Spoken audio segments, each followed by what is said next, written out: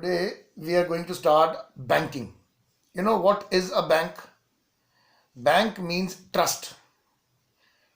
But in ordinary language, any institution which serves the dual function of accepting deposits and advancing loans. Any institution which performs both the functions, that is accepting deposits and advancing loan, is treated as bank. And any institution which performs singular function cannot be a bank. There are many examples to it. For example, post office. It accepts deposits, but it does not give you loans. So that is why it is a post office. Finance companies, they give you loans, but they don't accept deposits. Finance companies, they give you loan, but they don't accept deposits. So it is very clear and evident, any institution which performs the basic dual functions of accepting deposits and advancing loan is called bank, or it is treated as a bank. So it's a very simple thing, कोई complication नहीं है इसमें, सीधा सीधा सा फंडा है. तो कोई भी इंस्टीट्यूशन जो ये दोनों फंक्शन इकट्ठे परफॉर्म करता है, एक्सेप्टिंग लोगों के डिपॉजिट्स को एक्सेप्ट करता है, पैसे जमा कर रहा है और उनको लोन्स एडवांस कर रहा है, वो इंस्टीट्यूशन को बैंक कहा जाता है. अब इंडिया में, नॉट इंडिया हम मैक्रो पढ़ रहे हैं तो इसमें इंडिया स्पेसिफिक कुछ नहीं है, लेकिन मैं एग्जांपल इसलिए दे रहा हूं ताकि आप तुरंत कोरिलेट कर लो उससे. बैंकिंग स्ट्रक्चर में it is a conical or pyramidal shape, which means there is only one top apex bank which is called central bank, and there are a lot of banks which are known as commercial bank. So there is only one central bank in every country, and there are a lot of commercial banks in every country, and the central bank is the regulatory or a supervisory body which regulates and controls the entire financial or banking system of any country. So there are two types of banks you need to know about. First we'll take commercial banks. जब इनका नाम ही commercial bank है तो means they are a profit making body, व्यवसायिक bank है. और जो हम देखो ordinary people, we are ordinary people, what we are dealing with is a commercial bank.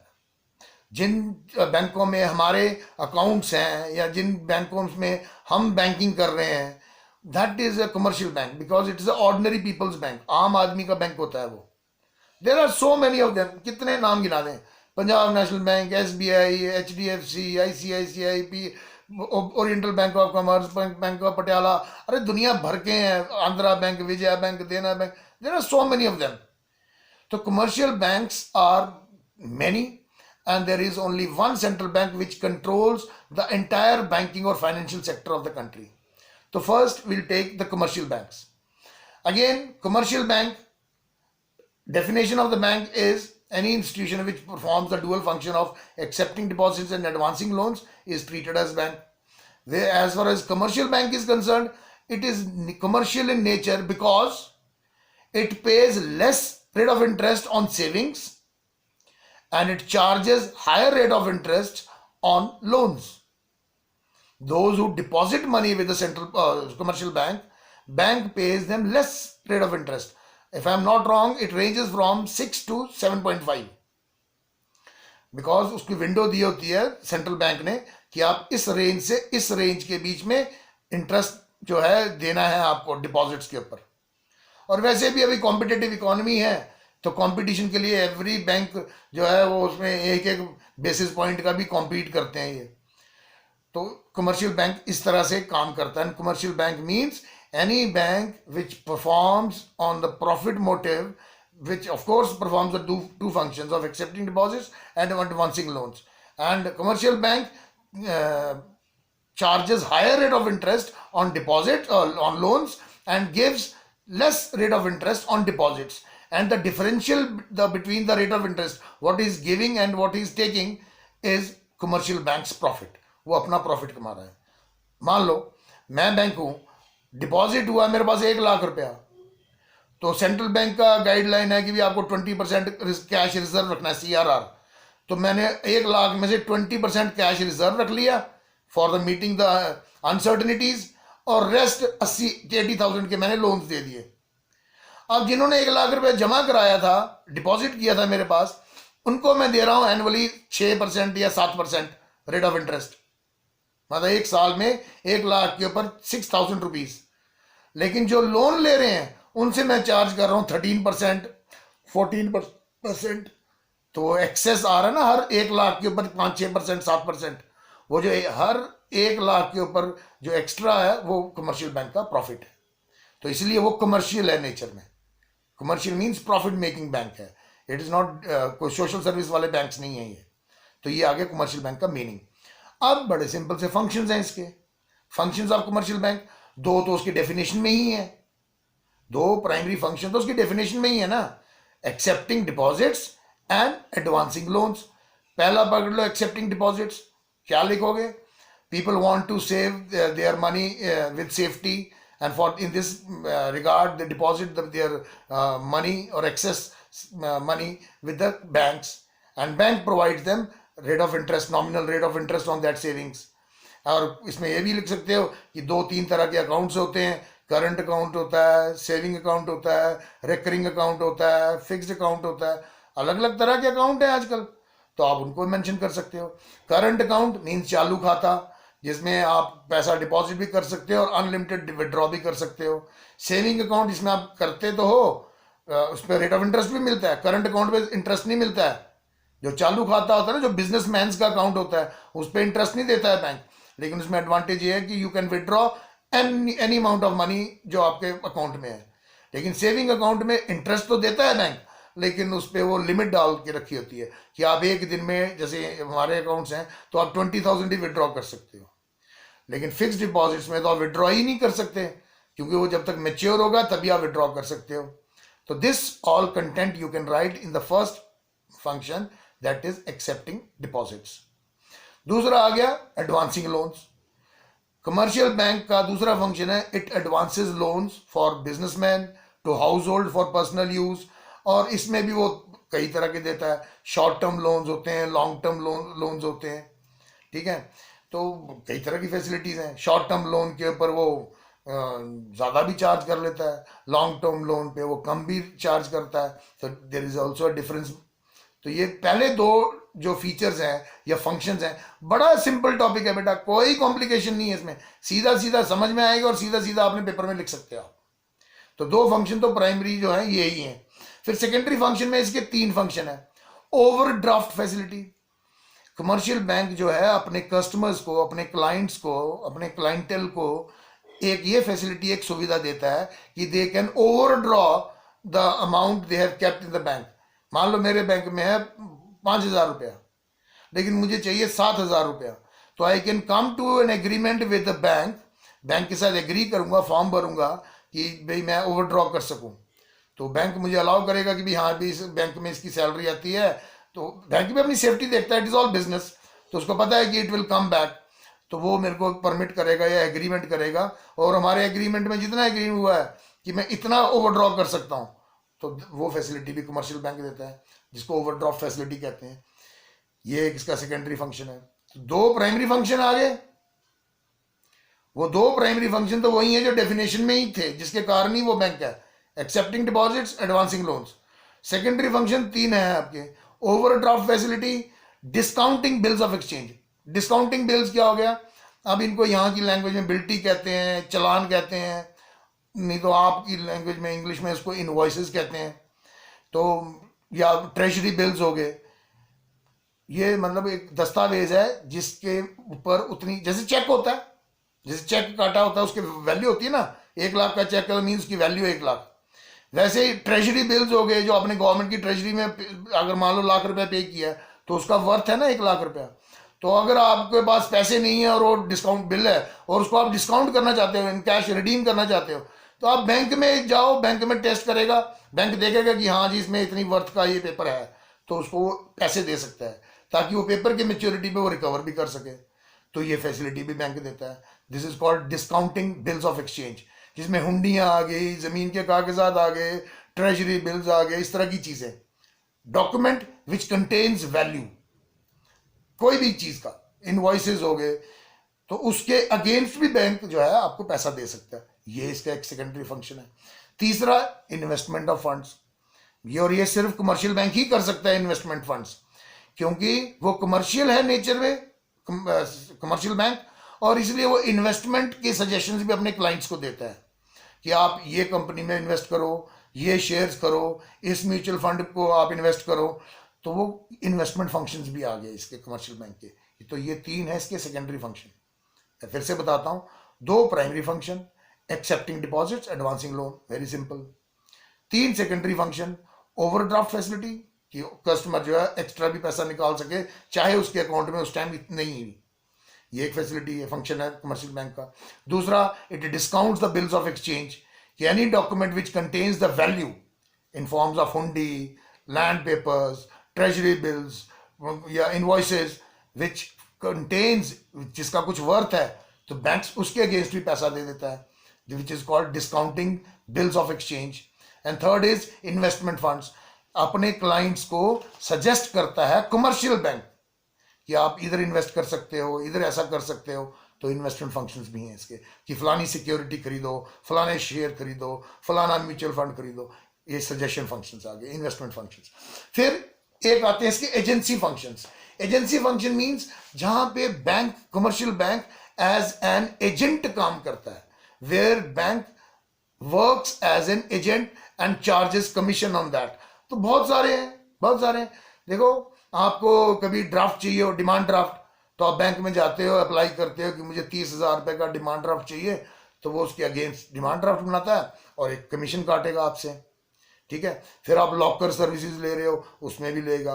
फिर और ही इतना ही क्यों, आपके बिहाफ पे बैंक आपका इंश्योरेंस प्रीमियम पे कर सकता है, आपके बिहाफ पे आपका डिविडेंड रिसीव कर सकता है, इंटरेस्ट रिसीव कर सकता है।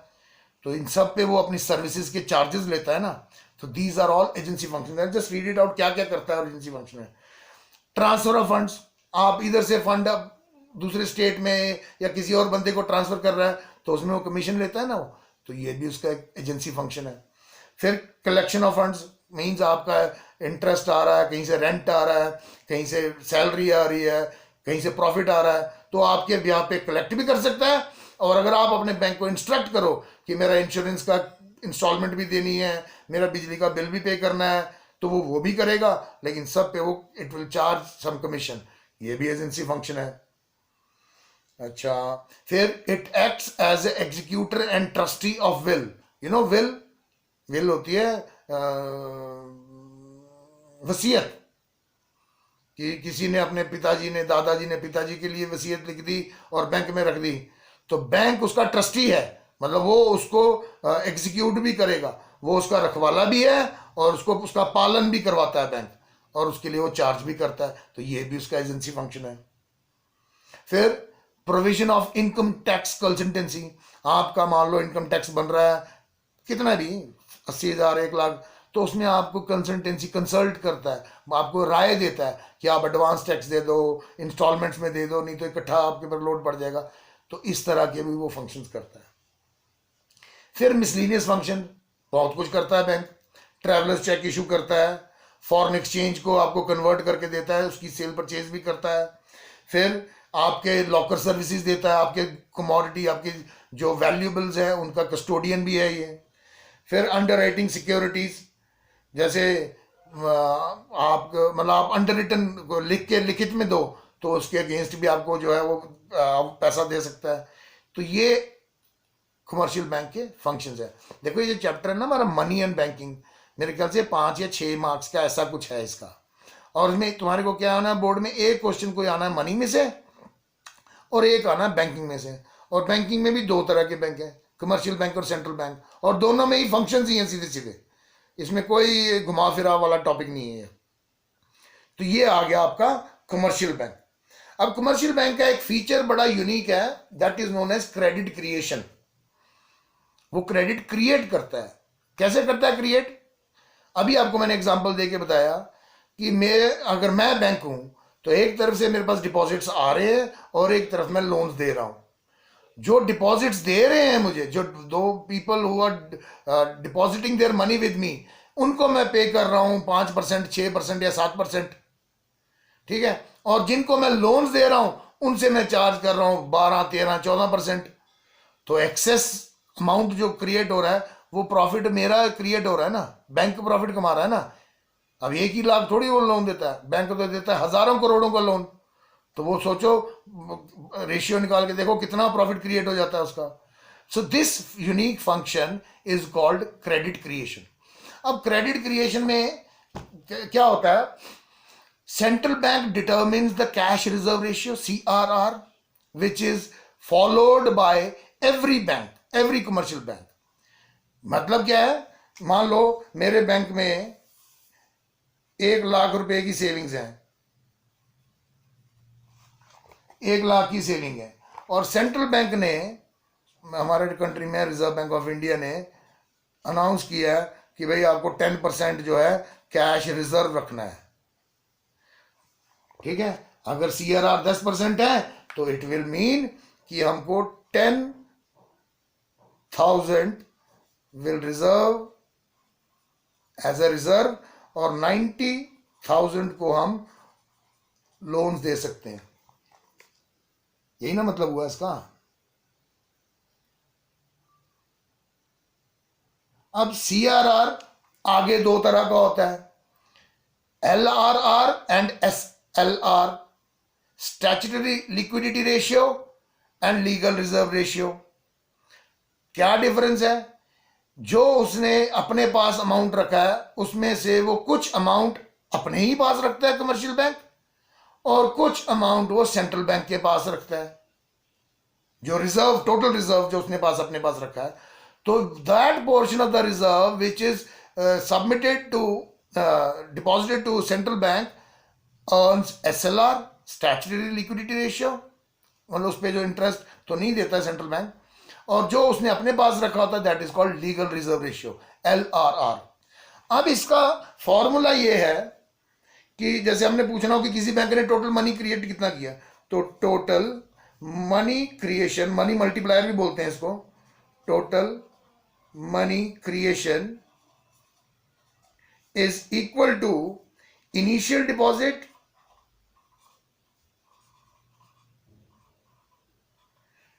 Into 1/, legal reserve ratio, LRR। ये इसका फॉर्मूला है।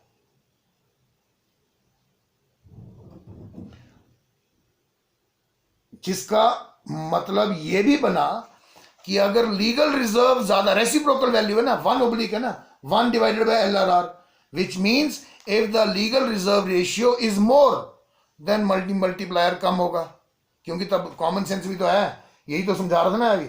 अगर रिजर्व 10,000 है तो मैं 90,000 रुपए के लोन दे पा रहा हूं, ज्यादा लोन आ रहे हैं। लेकिन अगर रिजर्व भी बढ़ा दिया होता, रिजर्व बैंक ने 10% की जगह 30% कर देता, तब तो मुझे 30,000 अपने पास रिजर्व रखना पड़ना था और 70,000 के ही लोन जाने थे, तो मनी क्रिएशन तो कम होना था। तो इसीलिए इसका फॉर्मूला है कि मनी क्रिएशन और money multiplier is equal to initial deposit into reciprocal of LRR। और जिसका कॉमन सेंस यही कहती है, the higher the value of LRR lesser will be the money creation और मनी मल्टीप्लायर, और lesser the LRR higher will be the value of money multiplier. रुको मैं आपको बताता हूँ मैं what I am trying to say. रुको रुको रुको जस्ट अ मिनट, क्योंकि ये टॉपिक आपको आना चाहिए समझ। मान लो इधर ले लेते हैं हम राउंड, इधर ले लेते हैं हम डिपॉजिट्स, और इधर ले लेते हैं लीगल LRR, और इधर आ गया हमारे लोन्स।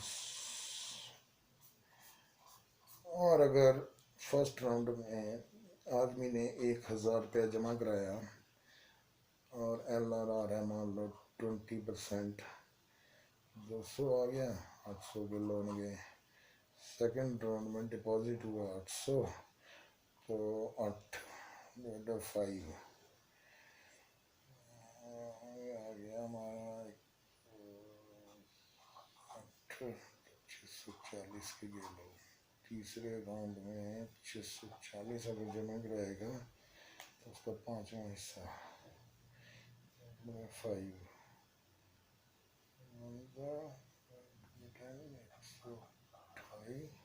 माइनस करके आ गया 512, फिर चौथे राउंड में 512 डिपॉजिट किए, तो इसको डिवाइड बाय 5, 100 तो ये हो गया 102 4, ये आ जाएगा 409.6, और फिफ्थ राउंड में अगर 409.6 जमा कराएगा, इसको डिवाइडेड बाय 5 करेंगे तो ये आ जाएगा हमारा 140.9 के करीब, ये आ जाएगा 307.6 के आसपास।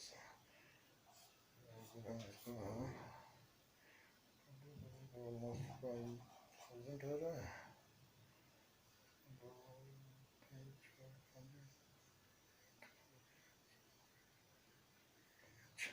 1000 हो गया, 5 टाइम आएगा तो 848, 40,000। ये देखो, अब इसको समझ लेना प्लीज।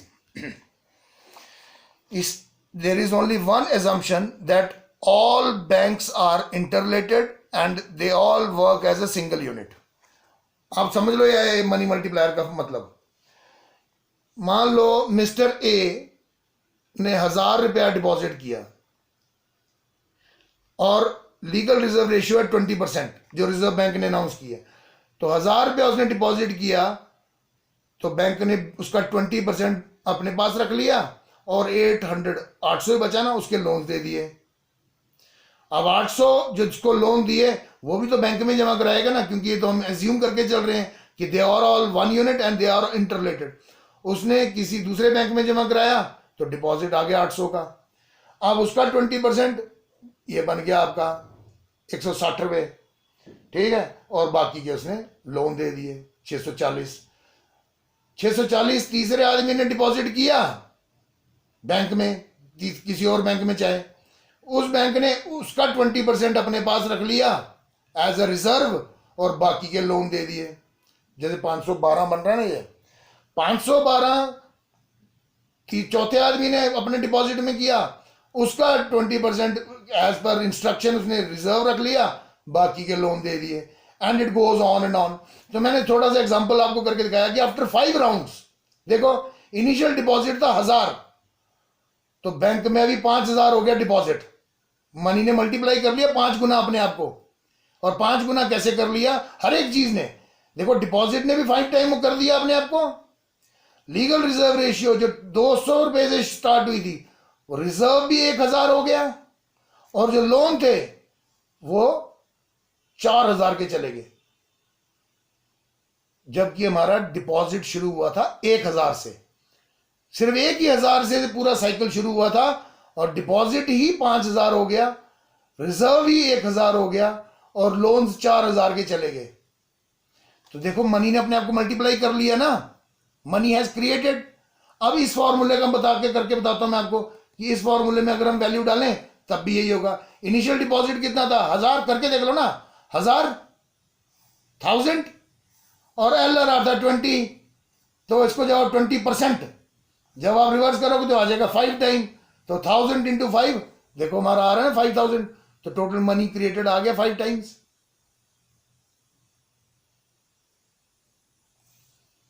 समझ आया आपको ये बात?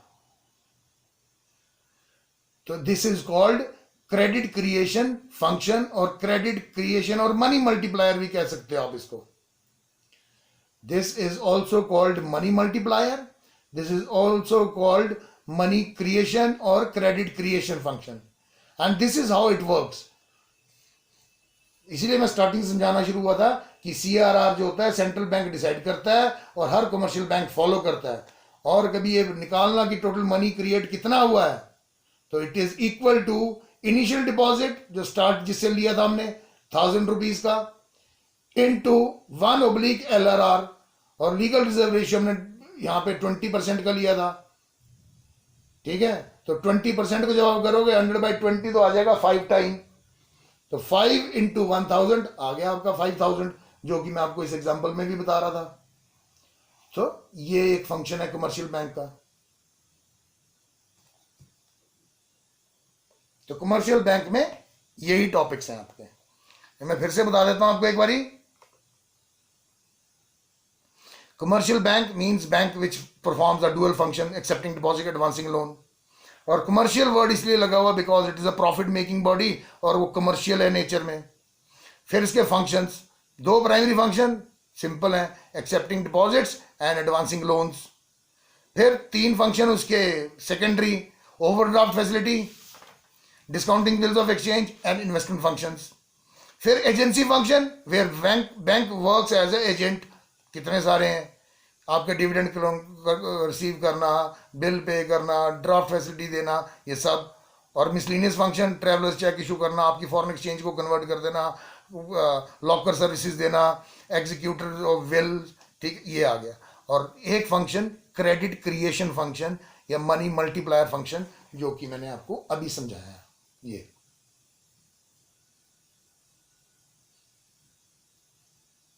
So this is all about commercial banks in your topic. Commercial bank में यही टॉपिक हैं आपके सारे।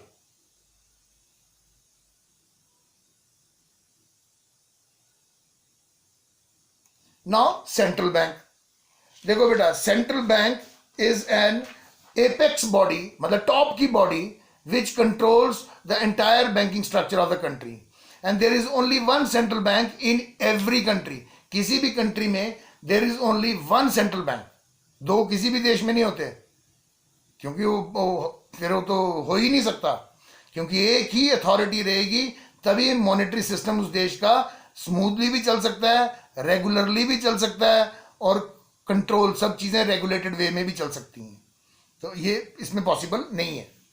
अब सेंट्रल बैंक, देखो तीन चार चीजें हैं जो आपको बेसिक समझनी चाहिए। पहला, central bank is not an ordinary bank, it does not indulge in ordinary banking. उसमें इंडल्ज ही नहीं होता, मतलब उसमें आप कभी खाता नहीं खुला सकते, उसमें आपको इंटरेस्ट रेट नहीं मिलेगा, ना आप उससे लोन ले सकते। मींस नॉर्मल पब्लिक, आम लोग, सेंट्रल बैंक के साथ उनका कोई लेना देना नहीं होता, because they do not, central bank does not involve और indulge in ordinary people's banking system.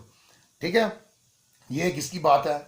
दूसरा, चलो फंक्शन ही पकड़ते हैं, क्योंकि देखो किसी भी बैंक हो और मनी हो, दोनों टॉपिक में आप अलग अलग इकोनॉमिस्ट को पढ़ लो, उन्होंने ज्यादातर क्या किया होता है, फंक्शंस के ऊपर ही एक्सप्लेन किया होता है। जैसे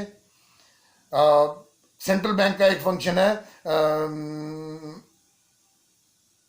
लेंडर ऑफ लास्ट रिजॉर्ट, तो ये डिफाइन कर देगा कोई economist, central bank is a institution which is a lender of last resort, मतलब एक फंक्शन पे डेफिनेशन बना दी इसने।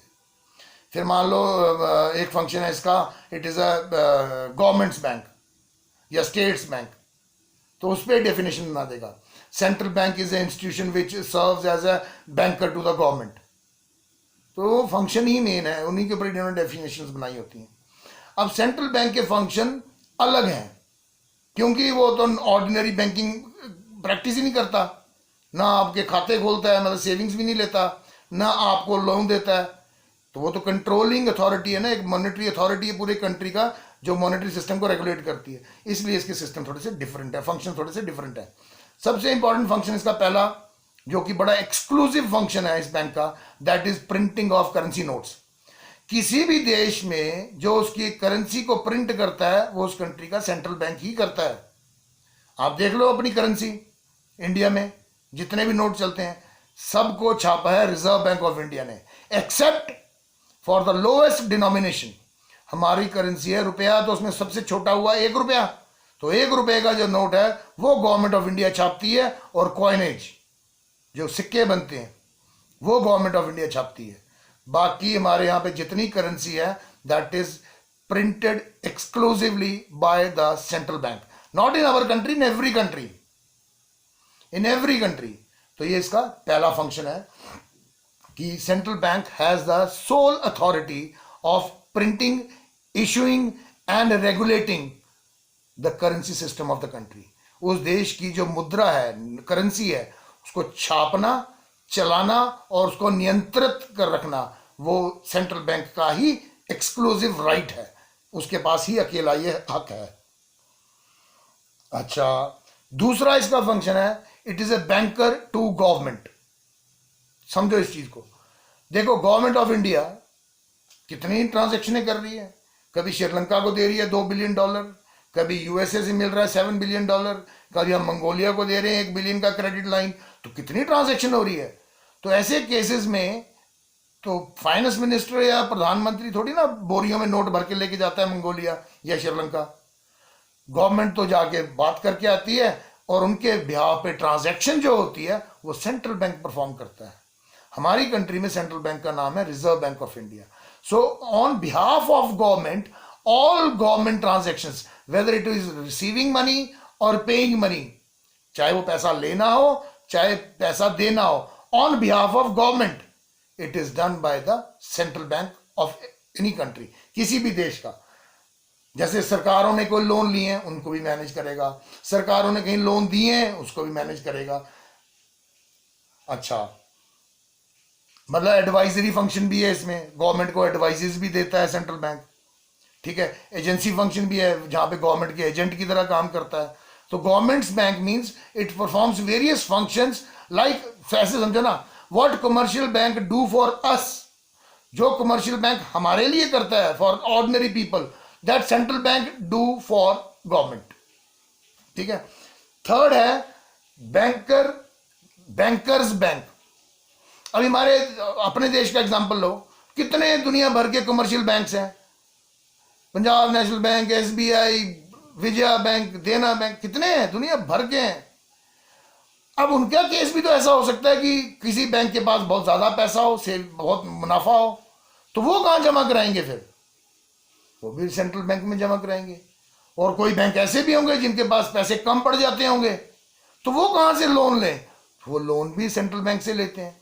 तो जो जितने भी कमर्शियल बैंक्स हैं उनका बैंक भी सेंट्रल बैंक है। इसलिए इसका तीसरा फंक्शन है, गवर्नमेंट का तो बैंक है ही है, लेकिन it is a bank to banks also, it is a bankers bank, मतलब बैंकों के लिए भी बैंकिंग का एक सोर्स है। कोई commercial bank might have got surplus funds, so they have a institution where they can deposit their surplus funds. उस केस में ये देता है थोड़ा सा इंटरेस्ट, नॉमिनल सा रेट ऑफ इंटरेस्ट पे करता है, that is called repo rate.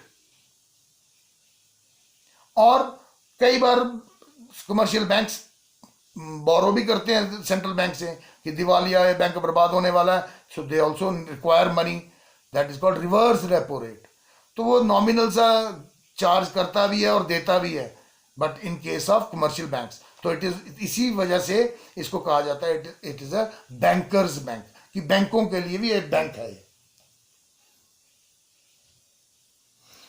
फिर it is a custodian of foreign exchange reserves. Central bank, देखो कमर्शियल बैंक क्या करता है, फॉरेन एक्सचेंज को कन्वर्ट करके देगा आपको। आपके पास डॉलर्स हैं, you can go to any SBI, PNB और whatever ICICI, they will convert the foreign currency into domestic currency at par the existing rate, जो आज का रेट होगा उसके अकॉर्डिंग वो एक्सचेंज करके देगा। लेकिन जो देश में टोटल करेंसीज हैं, फॉरेन करेंसीज हैं, जो फॉरेन एक्सचेंज के जो रिजर्व्स हैं, वो उसका कस्टोडियन सेंट्रल बैंक ही होता है। और कॉमन सेंस भी यही बोलती है, तभी तो एक ही अथॉरिटी रहेगी, तभी तो सब रेगुलेटेड रहेगा। अगर सभी अलग अलग रहेंगे तब तो काम ही नहीं चलेगा। तो ये गोल्ड, सिर्फ फॉरेन एक्सचेंज ही नहीं, गोल्ड रिजर्व्स के भी, गोल्ड के रिजर्व्स और फॉरेन एक्सचेंज जितनी भी है देश में, उसका कस्टोडियन भी सेंट्रल बैंक ही होता है। अब इसमें एक फंक्शन है lender of last resort. For instance if a commercial, because ये दो ही चीजों का बैंक है ना, it is either a bankers bank और it is a government's bank. In case government of any state or central government requires money, requires loans, and they are not able to get it from anywhere, world bank भी हुआ है, IMF भी हुआ है, Asian development bank भी हुआ है, Shanghai SCO में भी हुआ है, and if they are not getting it, कहीं से नहीं मिल रहा है, then it is mandatory for Reserve Bank of India, in our case, or the central bank, to lend money to the government. तो it becomes the lender of last resort, मतलब loan लेने का आखिरी दरवाजा बन जाता है। ये भी एक इसका फंक्शन है। अच्छा, फिर एक इसका यूनिक फंक्शन है क्रेडिट कंट्रोलर।